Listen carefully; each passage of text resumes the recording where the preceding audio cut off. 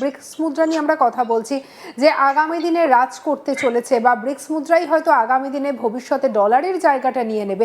এর ফলে আমেরিকা, যারা এখন বর্তমানে এতটা হুঙ্কার ছাড়ছে, এত কিছুর পরও ট্রাম্প এই যে দমবার পাত্র নয়, আমেরিকার ভবিষ্যৎটা ঠিক কোন জায়গায় গিয়ে দাঁড়াতে চলেছে, কতটা ভয়ঙ্কর হতে চলেছে? আমেরিকাকে দেখুন, আমেরিকার ব্যালেন্স অফ দি ওয়ার্ল্ডটাকে অ্যাকসেপ্ট করতে পারছে।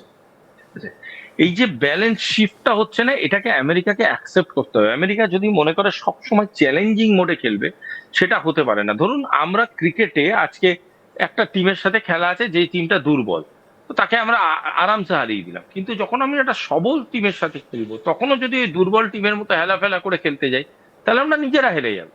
সুতরাং আমেরিকাকে এইটা বুঝতে হবে যে আজকে গ্লোবাল অর্ডারটা কিভাবে ফাংশন করছে, সেই ফাংশনের সাথে নিজেদের ব্যালেন্স করতে হবে। যদি উল্টোটা করাতে চায়, যে গ্লোবাল অর্ডারকে আমেরিকার সাথে ব্যালেন্স করতে হবে, সেটা কিন্তু আর সেই সময় কিন্তু আর নেই। এবং আমেরিকা আজকের ডেটে দাঁড়িয়ে পৃথিবীর বুকে অনেকটা অংশ আপনি বলতে পারেন এক্সপোজ হয়ে গেছে, এবং এই এক্সপোজ হয়ে যাওয়াটা আমেরিকার কাছে ব্যাকফায়ার করছে। আমেরিকা যদি এই মুহূর্তে সেটা রিয়েলাইজ না করে যে this is going to spoil there future, তাহলে কিন্তু আগামী দিনে তারা অনেক বৃহত্তর বিপদে পড়তে চলেছে।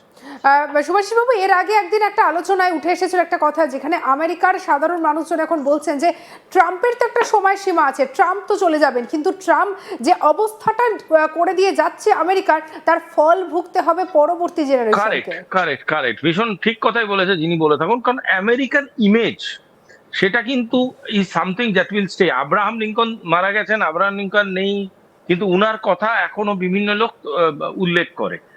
তো সুতরাং লেগাসি একটা স্টেট অফ অ্যাফেয়ার্স এর হয়, লেগাসি একটা ব্যক্তিগত মানুষের হয়, যদি সে সেরকম আউট অফ ব্লক কাজ করে। কিন্তু যদি কোনো মানুষের জন্য কোনো যদি রাষ্ট্র ইমেজের ক্ষতি হয়ে যায়, সেই রাষ্ট্র ইমেজের ক্ষতিটাকে কোনোভাবে কাউন্টার করাটা খুব মুশকিল। এই জন্য আমেরিকা দেখবেন চেষ্টা করে বারংবার, যে কোনো রাষ্ট্র যে উদীয়মান, যে কোনো রাষ্ট্র যে তাদের কথায় চলে না, তাদের রাষ্ট্র লিডারদের ইমেজটাকে নষ্ট করে দেওয়ার জন্য।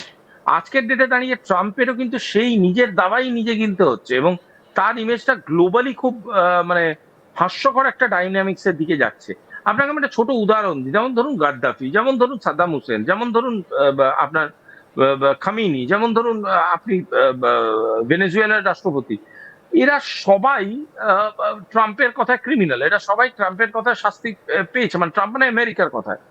আজকের ডেটে দাঁড়িয়ে যদি এই নামগুলোকে আমি সরিয়ে দিই এবং চোখ বন্ধ করে ট্রাম্পের অ্যাক্টিভিটি গুলো দেখি, তাহলে is he not a global criminal? তো এই যে গ্লোবাল ক্রিমিনাল মাইন্ডসেট ট্রাম্পের, এটা তো কোনোভাবে ধাক্কা খাওয়া উচিত, আবশ্যক।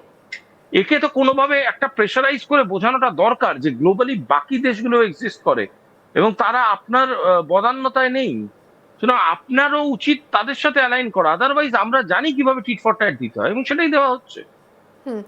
সুভাষিস বাবু, আপনারও হয়তো মনে থাকবে, যখন ট্রাম্প ক্ষমতায় এসেছিলেন, তিনি কিন্তু একটা স্লোগান নিয়ে এসেছিলেন যে মেক আমেরিকা গ্রেট এগেন। কিন্তু সেই গ্রেট তো হচ্ছেই না, উল্টে একটা অন্ধকারের দিকে চলে যাচ্ছে। এর ভবিষ্যৎটি কতটা খারাপ হতে পারে? আমেরিকার ভবিষ্যৎটা ঠিক কোন পথে এগোচ্ছে? দেখুন, আমেরিকা যদি এখনো মনে করে যে তারা ইঞ্জিন আর গোটা পৃথিবীটা হচ্ছে গাধা ভোটের মতো তাদের পিছনে লেগে আছে, that is a very very wrong thought.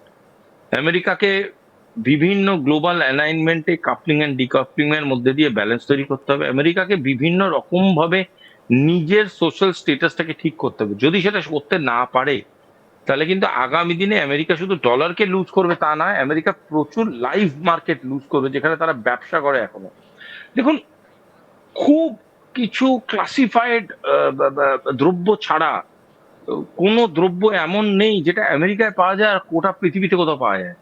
সুতরাং যদি গোটা পৃথিবী কোনো রকম ভাবে একটা অল্টারনেট ট্রানজাকশন মেথোডোলজি নিয়ে ভাবনা চিন্তা করতে শুরু করে, তাহলে কিন্তু আমেরিকাকে নিয়েও সবাই, শুধু ভারত বলে না, সবকটা দেশ, যেটা অলরেডি শুরু হয়ে গিয়েছে, ভাবা শুরু করবে যে আমি বারবারই একটা কথা বলছি, ডি ডলারাইজেশন যত না ক্ষতি করবে, ডি আমেরিকানাইজেশন ডলার তো ক্ষতি করবে, সমস্তটাকে বিগড়ে দেবে, সমস্তটাকে। এবং সেইটা যদি ট্রাম্প বুঝতে না পারে, আজকে একটা জিনিস আপনি অবাক হয়ে যাবেন, মানে আপনি অবশ্যই, আপনি একজন লার্নার্ড জার্নালিস্ট, আপনি নিশ্চয়ই দেখেন আপনার সমগোত্রীয় যারা আমেরিকান জার্নালিস্ট আছে, তাদের সাথে কি ভাষায় ডোনাল্ড ট্রাম্প কথা বলছে। আচ্ছা, গ্লোবাল মিডিয়া কি সেটা দেখছে না? সিএনএন, এবিসি, বিবিসি, এই এই ধরনের অতি নাম পরিচিত যারা ইন্টারন্যাশনাল মিডিয়া আছে, তাদের সাথে কিভাবে তাদের প্রতিনিধিদের সাথে কথা বলছে, এটা কি কোনো ভদ্রতা, এটা কি কোনো সভ্যতা? বাট দ্য প্রবলেম লাইজ, এটা ডোনাল্ড ট্রাম্প দ্য বিজনেসম্যান বললে হয়তো আমি আপনি এত ক্রিটিক্যাল চোখে দেখতাম না, কিন্তু একবার ভেবে দেখুন এই কথাটা, যে ভদ্রলোক বলুন আর যাই বলুন, এই লোকটি কিন্তু বসে আছে আমেরিকার সব থেকে বড় চেয়ারে, which is the president of United states of America. সেই লোকটা সেই চেয়ারে বসে এই ধরনের কথাবার্তা যখন বলে, এটা কিন্তু আমেরিকার প্রতিচ্ছবি খারাপ করে। এবং এটা এটা ভাবা উচিত যে ওই চেয়ারে বাকি বহু লোক বসেছিল, ও একা নয়। সুতরাং এই ধরনের বিহেভিয়ার কিন্তু আমেরিকার ক্ষতি করছে অনেক বেশি দেন এনিবডি এলস। হুম। শুভাশিস বাবু, আমরা সম্প্রতি এই যে মানে বিগত এই বছর খানেক ধরে যে দেখছি এই যে ট্যারিফ নিয়ে এত ঝামেলা, কখনো ভারতের সঙ্গে ঝামেলা, কখনো আবার অন্য কোনো দেশের সঙ্গে ঝামেলা, আবার সম্প্রতি ইউরোপীয় ইউনিয়নের সঙ্গেও সম্পর্কটা একেবারে পুরো ঘেঁটে ফেলেছেন ডোনাল্ড ট্রাম্প। তাহলে আগামী দিনে কি এক ঘরে হতে চলেছেন? চান্সেস আর দেয়ার অস্বীকার করার কিছু নেই। আপনি দেখুন, বড় দেশ ধরুন রাশিয়া, চায়না, ইন্ডিয়া, এরা যেভাবে ট্রাম্পের সাথে কথা বলতো সেটা মেনে নেওয়া যায়। আমাদের দেশের পলিটিশিয়ানরা যখন ট্রাম্পের ব্যাপারে মতামত দেয় সেটা মেনে নেওয়া যায়। একটা চাইনিজ ডিপ্লোম্যাট যখন বলে মেনে নেওয়া যায়। বড় দেশ, বড় কনসেপ্ট, দুজনের সাথে একটা অ্যালাইনমেন্টে বক্তব্য দিতে হয়। আপনি ভেবে দেখুন ব্রাজিলের প্রধান রাষ্ট্রপতি কিভাবে কথা বলছে, আপনি দেখুন ভেনেজুয়েলার রাষ্ট্রপতি কিভাবে কথা বলেছে, আপনি দেখুন মেক্সিকো, আপনি দেখুন ছোট ছোট দেশগুলো দেখুন, গ্রিনল্যান্ড, ডেনমার্ক।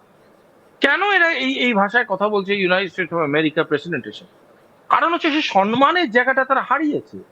সেই সম্মানটা কেউ আর তাদের করতে চাইছে না, এবং করতে চাইছে না বলেই হেড অন নিতে চাইছে সবাই। সবাই হেড অন চাইছে আমেরিকাকে নিতে, এবং এই আমেরিকাকে হেড অন নিলে আপনি একটা জিনিস বারংবার আপনাদের সাথে আমি বলেছি, আমেরিকা অর্থনৈতিক অভাবের মধ্যে দিয়ে যাচ্ছে। আমেরিকা শাটডাউনের মধ্যে দিয়ে গেছিল গত 2 মাস ধরে। আমেরিকা এখন কিন্তু এমন একটা জায়গায় আছে যেখান থেকে আমেরিকা কিন্তু আরো বিপদে পড়বে। হুম। সুতরাং যদি এখনই নিজেকে শুধরে না নেয় তাহলে কিন্তু আমেরিকার জায়গায় আর থাকবে না। যখন ট্রাম্প ক্ষমতায় আসেন সেই সময় ডেমোক্রেট প্রার্থীর সঙ্গে তার একটা হাড্ডাহাড্ডি লড়াই, এবং একটা বিপুল পরিমাণে সেই সময় সমর্থন পান ডোনাল্ড ট্রাম্প। তাহলে সেই মুহূর্তে যারা তাকে সমর্থন করলেন তারা কি এখন আফসোস করছেন? আফসোস করছেন মানে, তা তো সবাই উল্টো অল্টারনেট পাথ নেওয়া শুরু করে দিয়েছে। আজকে আজকে ইলন মাস্ক ছেড়ে বেরিয়ে গেছে। Elon Musk was one of the greatest support. এই এলন মাস্কের স্টেটমেন্টস দেখুন, এই এলন মাস্ক কেন ছেড়ে বেরিয়েছে সেটা দেখুন। কোথাও গিয়ে আমার যতটা আমি ট্রাম্পকে রিড করছি বা মনে হচ্ছে, আমার কোথাও গিয়ে এটা মনে হচ্ছে Donald Trump American president com, Donald Trump the businessman বেশি কথা বলছে। এবং এই কারণেই কিন্তু গোটা মানে চরিত্রায়নটা খুব খুব মানে ধোঁয়াটে হয়ে যাচ্ছে। এবং কোথাও গিয়ে আমরা বুঝতে পারছি না যে উনার কথাগুলো ডোনাল্ড ট্রাম্পকে কতটা ফেসিলিটেট করছে আর কতটা আমেরিকান প্রেসিডেন্টকে ফেসিলিটেট করছে। এই যে ডিসব্যালেন্সটাই আমেরিকার ধ্বংস করে দিচ্ছে।